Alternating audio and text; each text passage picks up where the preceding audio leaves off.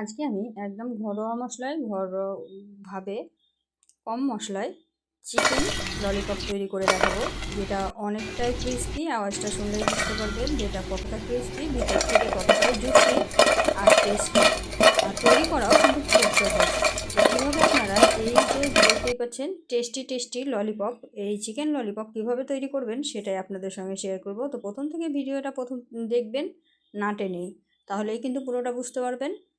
তো এই যে আমি আপনাদেরকে একটা খেয়েও দেখিয়ে দিলাম যে কতটা সুন্দরভাবে পারফেক্টভাবে সিদ্ধ হয়েছে, ভিতর থেকে যতটা জুসি আর ওপর থেকে ততটাই ক্রিস্পি হয় এই চিকেন ললিপপ। আর একদম স্বাস্থ্যকরভাবে তৈরি করে দেখাবো। তো চলুন দেখে নেওয়া যাক আজকের চিকেন ললিপপের রেসিপিটা। চিকেন ললিপপ রেসিপি তৈরি করার জন্য প্রথমেই আমাদের লাগছে চিকেনের এই হানার অংশগুলো লাগবে। এখান থেকেই চিকেনের ললিপপ তৈরি করা হয়। তো এই যে দেখতে পাচ্ছেন এখান থেকে দুটো করে চিকেন ললিপপ বার হবে। তো এই যে এইভাবে ভেঙে আমি বার করে নেব। আমি একটা বার করে দেখাবো, তারপরে বাকিগুলো অফ ক্যামেরায় বার করে নেব। তো দেখতে পাচ্ছেন মধ্যে থেকে আমি কেটে নিচ্ছি। কেটে এখান থেকে 2 ভাগ করে দেব। এই যে দেখতে পাচ্ছেন এই যে মধ্যে জয়েন্টটা ছাড়িয়ে দিব। তারপরে এই যে এই হাড় আছে, শক্ত হাড়টাকে আমি ধরে টান দিলে কিন্তু মাংসটা খসে আসবে। তো এখানে কিন্তু এই যে এইভাবে দেখেই বুঝে নিতে হবে কিভাবে তৈরি করছি। এই যে একটা তৈরি হয়ে গেল দেখুন। আর এই যে এই অংশ থেকে একটা বার হবে। এখানে দুটো হাড় থাকে, একটা হাড় কিন্তু ফেলে দিতে হবে আর একটা হাড় রেখে দিতে হবে। তো এইভাবে মাংসগুলোকে ছাড়িয়ে নিতে হবে, দিয়ে চিকেন ললিপপের শেপটা দিয়ে দিতে হবে। এই যে দেখতেই পাচ্ছেন চিকেনটা আমি ছাড়িয়ে নিচ্ছি আর এই হাড়টাকে ভেঙে ফেলে দেব বার করে।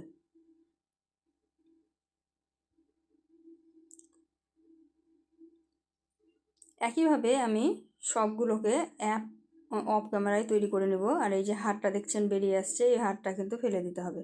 এই যে দুটো তৈরি হয়ে গেল, দুটো চিকেন ললিপপ রেডি হয়ে গেল। এইভাবে মাংসটাকে ঘুরিয়ে নিলে কিন্তু চিকেন ললিপপ তৈরি হয়ে যাবে। এই যে একইভাবে সবগুলো অফ ক্যামেরায় আমি রেডি করে নিয়েছি। এই যে দেখতেই পাচ্ছেন অনেকগুলোই হয়েছে। এখন কিন্তু এগুলোকে মশলা মাখিয়ে নিব। মশলার মধ্যে থাকছে আমার একটা পেস্ট তৈরি করেছিলাম চিকেন রান্না করার জন্য। সেখানে ছিল আদা, রসুন আর জিরা বাটা।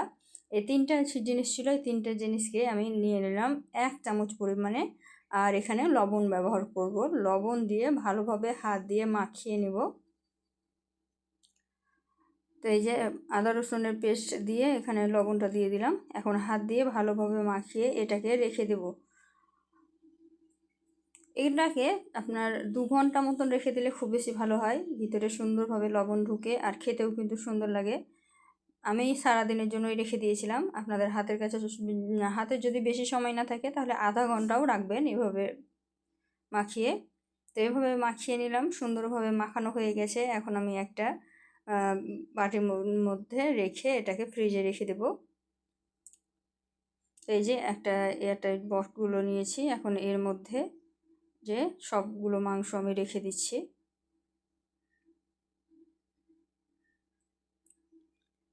এখানে কিন্তু আর কোনো কিছুই ব্যবহার করতে হবে না। মাংসগুলোকে ভালোভাবে হাত দিয়ে মাখিয়ে এভাবে ভরে রেখে দিলেই হবে। বাকি অবশিষ্ট মশলাটাও কিন্তু এর মধ্যে রেখে দিচ্ছি। এই যে আমি ভালোভাবে হাত দিয়ে দিয়ে ভরে দিলাম। এখন এটাকে ঢাকা দিয়ে ফ্রিজে রেখে দেবো সারাদিনের জন্য। আমি যেদিন মাখিয়েছিলাম তার পরের দিনে এটা তৈরি করেছিলাম। এই যে দেখতে পাচ্ছেন একদিন রেখেছিলাম, তার মধ্যে দেখুন এটা কিন্তু একদম সেট হয়ে গেছে, ভিতরে ভালোভাবে মশলা আর লবণ ঢুকে গেছে। এখন এটা তৈরি করার জন্য একদম রেডি।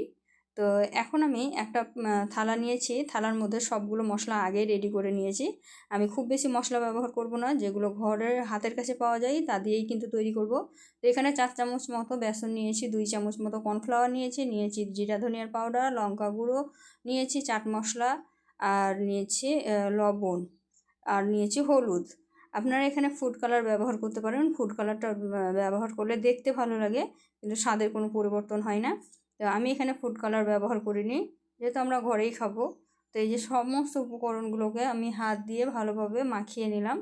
সবগুলো উপকরণ একসঙ্গে মিক্সড হয়ে গেছে। এখন আমি চিকেনগুলোকে মশলার মধ্যে দিয়ে দিচ্ছি। এই চিকেনগুলোকে এখন আমি একটু একটু করে জল দিয়ে ভালোভাবে মাখাবো, কারণ এটা খুব পাতলা করব না, একটু গায়ে মাখো মাখো করবো। তার জন্য একটু একটু জল দেব আর এইভাবে মাখিয়ে নেব। তো এই যে দেখতেই পাচ্ছেন আমি একটু একটু করে জল দিয়ে মাখাবো। প্রথমে আমি ভালোভাবে মাখিয়ে দিলাম, তারপরে এখন একটু একটু জল দিয়ে মাখিয়ে নিচ্ছি। তো প্রথমে অল্প অল্প জল দিলাম, তারপরে মাখালাম, দেখলাম আর একটু লাগবে, শুকনো শুকনো হয়ে আছে, তাই আর একটু জল দিয়ে সুন্দরভাবে মাখিয়ে নেব।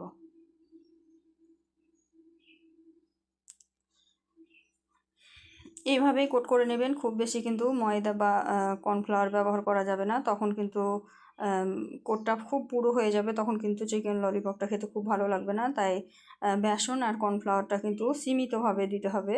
তো এই যে আমি ভালোভাবে মাখিয়ে নিলাম, মাখা আমার কমপ্লিট হয়ে গেল।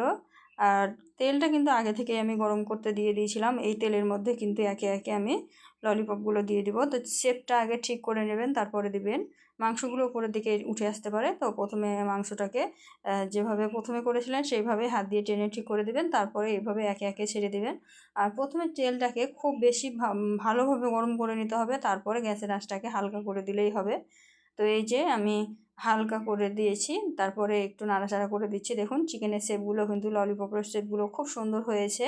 আর এটা কিন্তু মিডিয়াম আঁচে ভাজতে হবে, হাই আঁচেও ভাজলে হবে না, আবার লো আঁচেও ভাজতে হবে না। তাই অবশ্যই অবশ্যই মিডিয়াম আঁচে ভাজার চেষ্টা করবেন। মিডিয়াম আঁচে এটা 5 থেকে 7 মিনিট যদি ভাজেন, তাহলেই কিন্তু এটা রেডি হয়ে যাবে। আপনারা চাইলে এটাকে প্রথমে হালকা ভেজে তুলে রেখে দিতে পারেন, তারপরে আবারও দ্বিতীয়বার ভেজে নিতে পারেন। এতে করেও কিন্তু খুব সুন্দরভাবে ভিতরটা জুসি জুসি হয় আর উপরটা একদম ক্রিস্পি ক্রিস্পি হয়। তো আমি একবারেই ভাজবো, গ্যাসের আঁচটাকে একটু কমিয়ে বাড়িয়ে, তাহলে কিন্তু ভিতরটা জুসি হবে আর উপরটা ক্রিস্পি হবে। তো দেখতেই পাচ্ছেন কথা বলতে বলতে কিন্তু এইগুলো প্রায় অনেকটা ভাজা হয়ে গেছে। এগুলো সুন্দর কালার আসা পর্যন্ত আমি ভাজবো।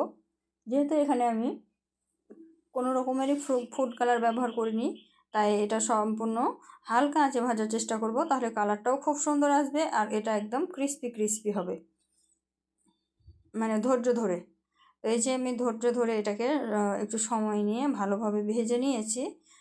স্পিডটা বাড়ানো দেখেই বুঝতে পারছেন যে এটা স্পিড বাড়িয়ে করেছি, মানে আমি একটু সময় নিয়ে ভেজে নিয়েছি। এই যে মশলা অনেক সুন্দর কালার এসেছে। আর এটা আমি যখন তুলে রাখছি, দেখুন আওয়াজটা শুনেই বুঝতে পারবেন যে এটা কতটা ক্রিস্পি হয়েছে। আর ভিডিওটা যাতে বড় না হয় তার জন্য স্পিডটা একটু বাড়িয়ে দিয়েছি। দ্বিতীয় ব্যাচেও কিন্তু সেম একই প্রসেসে সবগুলো মাংস আমি দিয়েছি। প্রথমে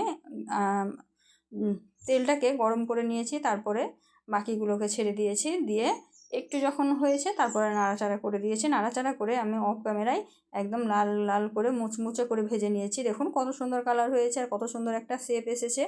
তো সবগুলো আমার ভাজা কমপ্লিট হয়ে গেছে, এখন আমি বাটিতে তুলে নিচ্ছি। আর কালারটা দেখেই বুঝতে পারছেন কতটা সুন্দর হয়েছে, আর বাটিতে রাখার আওয়াজ শুনেও বুঝতে পারছেন যে এটা কতটা ক্রিস্পি হয়েছে। তাই এটা একবার হলেও তৈরি করবেন, তৈরি করে দেখবেন বাড়িতে, সত্যি খুব সুন্দর হয় খেতে। আর যদি যারা তৈরি করেছেন তারা জানবেন, যদি যারা না তৈরি করেছেন তারা একবার হলেও তৈরি করবেন, দেখবেন খুব সুস্বাদু একটা খাবার বাড়িতেই পেয়ে যাবেন। তো এখন আমি এটাকে আপনারা প্লেনও পরিবেশন করতে পারেন, আবার এভাবে মশলা মাখিয়েও করতে পারেন। তো আমি এটা মশলা মাখিয়ে চটপটা করে তৈরি করব। তার জন্য প্রথমে সামান্য পরিমাণে লঙ্কা গুঁড়ো দিয়ে দিলাম, চাট মশলা দিয়ে দিলাম, লবণ আর দিয়ে দিলাম লেবু, দিয়ে এটা ভালোভাবে মাখিয়ে নেব। আর মাখানোর আওয়াজে বুঝতে পারছেন যে কতটা ক্রিস্পি হয়েছে। এইভাবে কিন্তু আমি একটু ঝাঁকিয়ে ঝাঁকিয়ে মশলাটাকে মাখিয়ে নিলাম। এটা রেডি হয়ে গেল। এখানে যদি আপনার কাছে ধনা পাতা থাকে তাহলে কিছু দিয়ে ধনা পাতাটাও একটু ছড়িয়ে দেবেন, তাহলে কিন্তু আরও সুন্দর লাগবে। তারপরে এটা ধনা পাতার চাটনি দিয়েও আপনারা পরিবেশন করতে পারেন, আবার এভাবে টমেটো কেচাপ দিয়েও তৈরি করতে পারেন। তো যেহেতু আমার হাতের কাছে টমেটো কেচাপটা আছে, মানে আমার নিজের ঘরের তৈরি করা টমেটো কেচাপ এটা, তো টমেটো সস দিয়েই কিন্তু আমি এটা পরিবেশন করেছি, তাও কিন্তু খেতে দুর্দান্ত হয়েছিল।